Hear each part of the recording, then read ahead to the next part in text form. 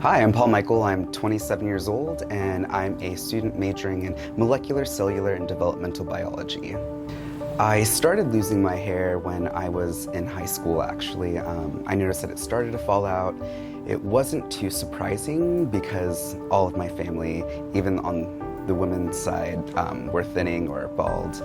But I noticed that by the time I was 23, I really was just super thin on top, and I had mastered this comb over, but it just wasn't enough. I decided to start wearing hair. I actually found CNC, and it's changed my life.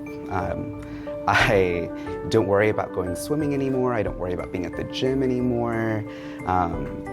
You don't worry about bending over to pick something up. Just little things like that now I do, and I used to worry about it a lot, and now I can live my life.